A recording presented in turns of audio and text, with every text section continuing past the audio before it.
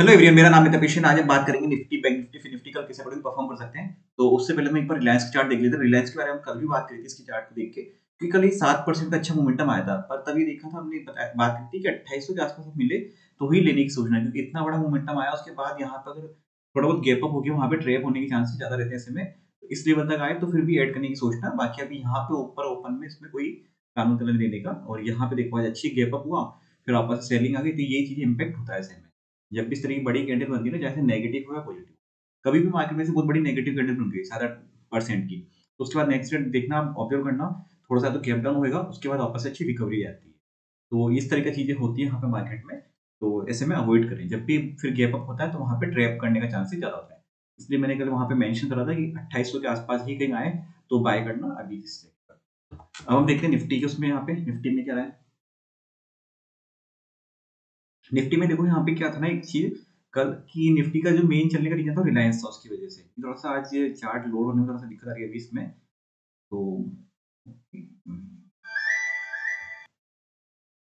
यहाँ पे हम निफ्टी का चार्ट देखते हैं। निफ्टी का जो डेली टाइम फ्रेम पे देखते हैं, कल अच्छी खासी ग्रीन कैंडल बनी, और ग्रीन कैंडल बनने में देखो रिलायंस का जो अच्छा खासा हाथ था, मेजोरिटी था उसमें, वो कल शेयर्स में भी धीरे धीरे मोमेंटम आया। देखो क्या होता है ना, जब भी कोई लीडर अच्छा मोमेंटम देता है पॉजिटिव साइड में या फिर नेगेटिव साइड में, तो उसका इम्पैक्ट सारे सेंटिमेंटल इम्पैक्ट सब पे पड़ता है, चाहे पॉजिटिव हुआ नेगेटिव साइड दोनों तरफ का होता है ऐसे में। ठीक है। तो यहाँ पे आज बना, फिर थोड़ा सा गैप अप हो गया, पूरा मार्केट यहाँ पे नीचे की तरफ मोमेंटम बना दिया उसने। तो हम छोटे टाइम फ्रेम पे देखते हैं यहाँ पे इसमें। और अभी क्या है ना, देखो कल बैंक निफ्टी की एक्सपायरी है और परसों निफ्टी की, और निफ्टी की एक्सपायरी 1 तारीख को, जिस दिन बजट आएगा। तो बजट के दिन अच्छी खासी, मतलब 2 दिन में काफी वोलेटाइल रह सकता है मार्केट। आपको ऊपर के मोमेंटम नीचे के मोमेंटम दोनों साइड दे सकता है। तो हो सके तो 2-3 दिन अगर नहीं समझ आए तो अवॉइड कर देना ट्रेडिंग का वहां पे ऐसे में।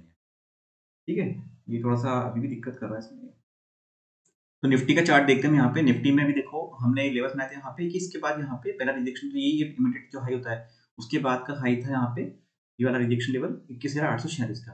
पर यहाँ पे जो गैप अप हुआ ना, उसके बाद मार्केट यहाँ पे सस्टेन नहीं करा, दोबारा वापस जाने की कोशिश करी, वापस वहीं से सेलिंग आने लग गई इस जगह से, कल के हाई के आसपास। और कंटिन्यू से कल बिल्कुल बढ़ा था फ्लो में, धीरे करते करते कल कोई रिवर्सल साइन नहीं देख रहा था, आज वापस नीचे गिरा और वापस ऐसे हुई, मतलब ऊपर गया पूरा और वापस से नीचे रिवर्स होके आएगा। तो घूम फिर के मतलब वही वोलेटाइजेशन हो रहा है। एक दिन मतलब पूरा ऊपर मोमेंटम, एक साइड पर डाउन साइड मोमेंटम। अभी 2 दिन थोड़ा सा, 2-3 दिन और अवॉइड करना इस वीक में, क्योंकि जब तक ये थोड़ा सा बजट का इशू, बजट का चीजें पॉइंट यहाँ पर खत्म हो जाए।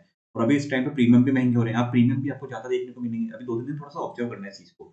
अभी प्रीमियम ज्यादा हो रहे हैं, जैसे ही बजट अगर हो जाएगा उसके बाद सारे प्रीमियम वापस नॉर्मल हो जाएंगे जो होते हैं ऐसे में। तो इसमें ज्यादा कोई लेवल्स अगर आप चेंज करने की नीड है नहीं वैसे तो। अभी डे हाईएस्ट को कंसीडर करना हमेशा। और यहाँ पे सपोर्ट लेवल जो आ रहा है, ये इस 21,478 का ये लेवल सपोर्ट लेवल। उसके बाद 21,388, 21,249, ये लेवल यहाँ पे सपोर्ट के लिए लेंगे निफ्टी में।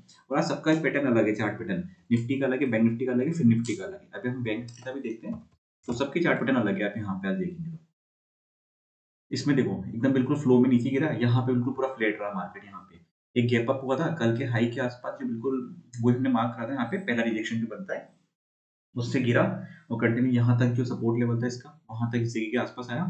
मतलब पूरा मार्केट फिर दिन भर उसी के बाद यहाँ पे एक रेंज बना के रह गया मार्केट।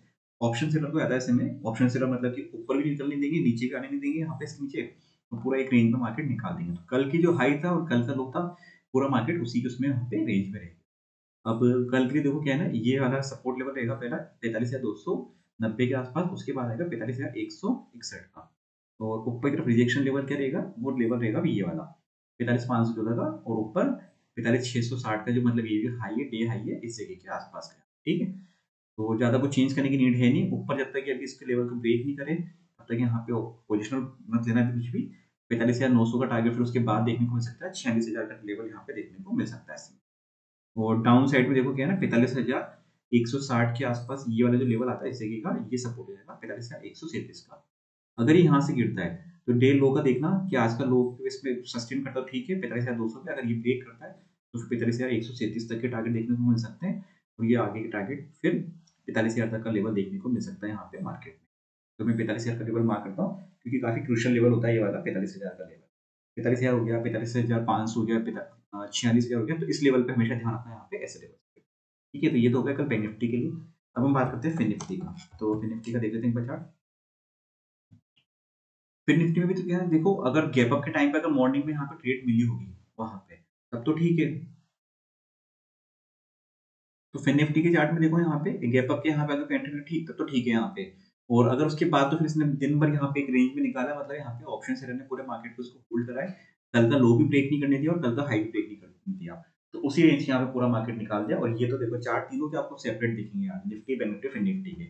इसमें क्या है ना, अब 20,231 का सपोर्ट लेवल है यहाँ पे, और अपसाइड में थोड़ा सा रिजेक्शन यहाँ पे इसको देखने को मिल सकता है 20,350 340 के आसपास, और उसके ऊपर है 20,463 का, और उसके बाद 20,603 का, ये लेवल यहाँ पे देखने को मिल सकते हैं। और नीचे अगर यहाँ पे गिरता ही है तो 20,231 का लेवल अगर ब्रेक करता है तो 20,122 से लेकर 130 तक यहाँ पे देखने को लेवल मिल सकते हैं। इस रेंज तक मार्केट वापस आ सकता है यहाँ पे ऐसे में।